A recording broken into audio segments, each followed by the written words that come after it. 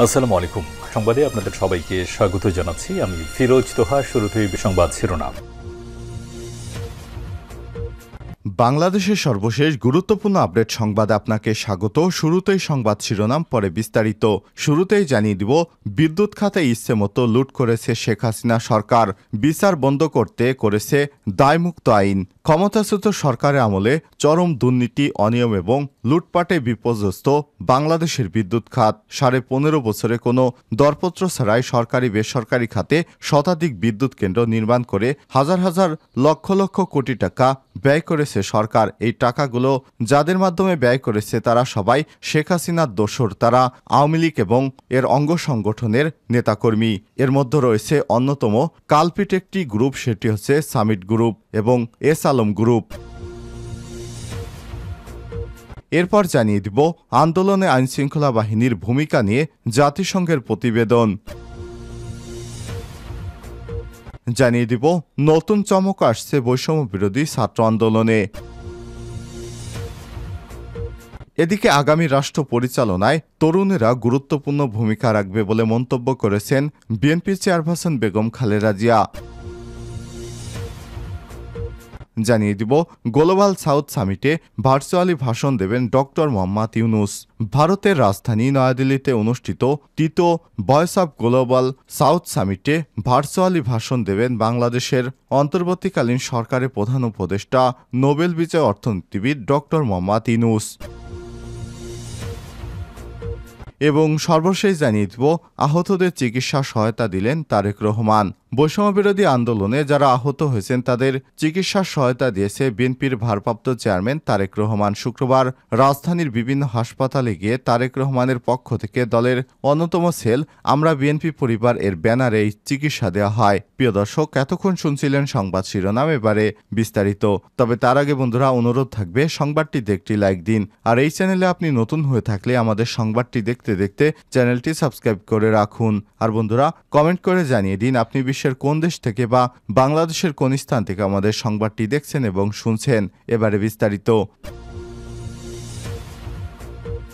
বিদ্যুৎ খাতে ইচ্ছে মতো লুটপাট, বিচার বন্ধে করা হয় দায়মুক্ত আইন। ক্ষমতাচ্যুত শেখ হাসিনা সরকারের আমলে চরম দুর্নীতি, অনিয়ম এবং লুটপাটে বিপর্যস্ত বিদ্যুৎ খাত। 15.5 বছরে কোনো দরপত্র ছাড়াই বেসরকারি খাতে শতাধিক বিদ্যুৎ কেন্দ্র নির্মাণ করা হয়েছে। এর বেশিরভাগই কোনো কাজে আসেনি। সরকারি হিসেবে উৎপাদন ক্ষমতা 25,000 মেগাওয়াট বলা হলেও লোডশেডিং থেকে মুক্তি মেলেনি। এমনকি দেশে বিদ্যুতের প্রকৃত চাহিদা কত তারও সঠিক কোনো হিসাব নেই বিদ্যুৎ উন্নয়ন বোর্ড পিডিবির কাছে। সবার জন্য সরবরাহ নিশ্চিত না করে শুধু সংযোগ দিয়ে শতভাগ বিদ্যুতায়নের কৃতিত্ব জাহির করেছে শেখ হাসিনা। অন্তর্বর্তীকালীন সরকার দায়িত্ব নেওয়ার পর বিদ্যুৎ বিভাগ এরই মধ্যে আওয়ামী লীগ আমলের দুঃশাসন, অনিয়ম, দুর্নীতি ইত্যাদি নিয়ে কাজ শুরু করেছে বলে সংশ্লিষ্ট সূত্র থেকে জানা গেছে। প্রাপ্ত হিসাব অনুযায়ী দেখা গেছে, আওয়ামী লীগ সরকারের 3 মেয়াদে বিদ্যুৎ খাতে মোট ব্যয় হয়েছে $2,830 কোটি। বর্তমানে বিনিময় হার বিবেচনায় $1 সমান 118 টাকাও যদি ধরা হয় তাহলে বাংলাদেশি মুদ্রায় এর পরিমাণ 3,33,940 কোটি টাকা। একই সময় শুধু ক্যাপাসিটি চার্জের নামেই লুটপাট হয়েছে 1 লক্ষ কোটি টাকা। অর্থাৎ বিদ্যুৎ উৎপাদন না করে শুধু সক্ষমতা দেখে বিপুল পরিমাণ এই টাকা নিয়ে গেছে বিদ্যুৎ কেন্দ্রগুলো। এগুলো শেখ হাসিনা সরকারের আপনজন বলে জানা গেছে। এসব কেন্দ্রের বেশিরভাগের মালিক আওয়ামী লীগ নেতা কিংবা তাদের ঘনিষ্ঠ ব্যবসায়ীরা। অন্যদিকে বিদ্যুৎ খাতে সরকারি প্রতিষ্ঠানগুলোতে নিম্নমানের যন্ত্রাংশ ক্রয় এবং ভূমি অধিগ্রহণ এবং রক্ষণাবেক্ষণেও চরম অনিয়ম এবং লুটপাটের অভিযোগ রয়েছে। গত বছর বিদ্যুৎ খাতে লুটপাটের তথ্য নিয়ে প্রতিবেদন প্রকাশ করায় পরিকল্পনা মন্ত্রণালয়ের পরীক্ষণ এবং মূল্যায়ন বিভাগ IMED 2 কর্মকর্তাকেও বরখাস্ত করা হয়েছিল। 15.5 বছর ধরে এই মন্ত্রণালয়ের দায়িত্ব ছিলেন ক্ষমতাচ্যুত প্রধানমন্ত্রী শেখ হাসিনা। এর মধ্যে শেষ 2 মেয়াদে তার প্রতিমন্ত্রী হিসেবে দায়িত্ব পালন করেন আবাসন ব্যবসায়ী নসরুল হামিদ বিপু।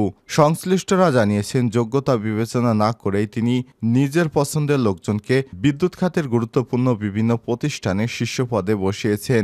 এর সবচেয়ে উদাহরণ পিডিবির বর্তমান চেয়ারম্যান প্রকৌশলী মোহাম্মদ মাহবুবুর রহমান। বোর্ড থেকে সিভিল ইঞ্জিনিয়ারিংয়ে পাশ করা এই কর্মকর্তা নিয়োগ পাওয়ার পর থেকেই গণমাধ্যম এড়িয়ে চলতেন। বিদ্যুৎ বিভাগ এবং পিডিবির একাধিক কর্মকর্তা জানিয়েছে, পিডিবি চেয়ারম্যানের কর্মকাণ্ডের তদন্ত করা হলে এ খাতের বড় বড় অনিয়ম এবং দুর্নীতি বেড়ে আসবে। এছাড়াও বিদ্যুৎ বিভাগের সাবেক সচিব আবুল কালাম আজাদ এবং আহমেদ কাউসারও বড় বড় অনিয়মের সঙ্গে জড়িত ছিলেন। এই দুইজনের পরে প্রধানমন্ত্রীর মুখ্য সচিবের দায়িত্ব পালন করেন। পিডিবির তথ্য অনুযায়ী গত 14 বছরে বেসরকারি খাতে প্রায় 100টি বিদ্যুৎ কেন্দ্রের লাইসেন্স দেওয়া হয়েছে। আর সব কেন্দ্রেরই কোনো না কোনো দরপত্র ছাড়া বিদ্যুৎ ও জ্বালানি খাত সংক্রান্ত বিশেষ আইন অনুমোদন দেওয়া হয়। 2010 সাল থেকে অনুমোদন দেওয়া হয়েছে। ছোট বড় এসব কেন্দ্রের বিরুদ্ধে নানা অনিয়ম, দুর্নীতি, লুটপাটের অভিযোগ থাকলেও ব্যবস্থা নেওয়া হয়নি। উল্টো দায়মুক্তির আইন পাশ করে বিচারের পথ রুদ্ধ করে দিয়েছে সরকার। এই আইনটি এখনও বহাল রয়েছে। এ বিষয়ে ট্রান্সপারেন্সি ইন্টারন্যাশনাল বাংলাদেশ টিআইবির নির্বাহী পরিচালক ইফতেখারুজ্জামান কালবেলাকে বলেছেন, গত 15 বছরে ক্যাপাসিটি চার্জের নামে বিদ্যুৎ খাতে সবচেয়ে বড় দুর্নীতি হয়েছে।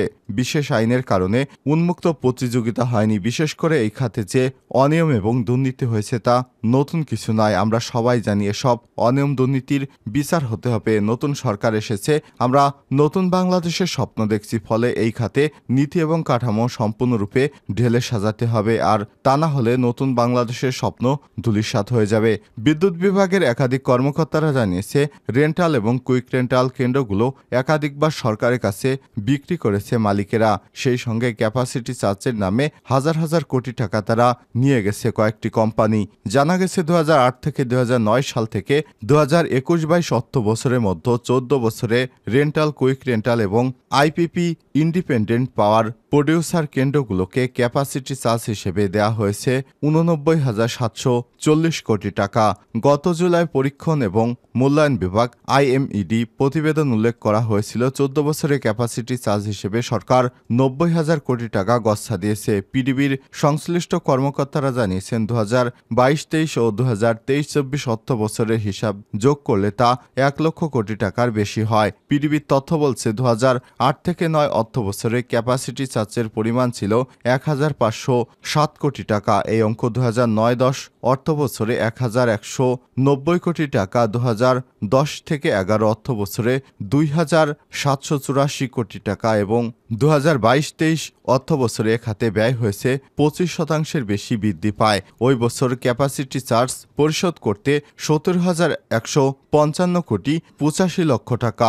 অথচ এ সময় বেসরকারি তথা রেন্টাল, আইপিপি ইন্ডিপেন্ডেন্ট পাওয়ার প্রসিডার কেন্দ্রগুলো উৎপাদন সক্ষমতা ব্যবহার কমেছে। পরের 2 অর্থ বছরে প্রায় একই পরিমাণ টাকা পরিশোধ করতে হয়েছে বলে জানা গেছে। আন্দোলনে আইনশৃঙ্খলা বাহিনীর ভূমিকা নিয়ে জাতিসংঘের প্রতিবেদন। কোটা সংস্কার আন্দোলন ঘিরে বিক্ষোভ এবং বিক্ষোভের পর সংঘাতে আইনশৃঙ্খলা বাহিনীর ভূমিকা নিয়ে জাতিসংঘের মানবাধিকার বিষয়ক হাইকমিশনারের দপ্তর 10 পৃষ্ঠার প্রতিবেদন প্রকাশ করেছে।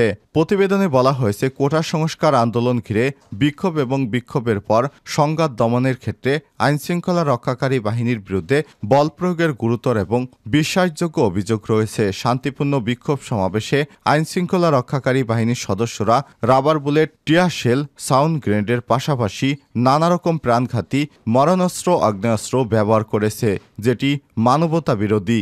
বাংলাদেশের গণমাধ্যম এবং আন্দোলনে যুক্তদের দেয়া তথ্য উল্লেখ করে প্রতিবেদনে বলা হয়েছে, 16 থেকে 11 আগস্ট পর্যন্ত বিক্ষোভ এবং পরবর্তী সহিংসতায় অন্তত 650 জন বাংলাদেশি সাধারণ ছাত্র মারা গেছে। নতুন চমক আসছে বৈষম্য বিরোধী ছাত্র আন্দোলনে।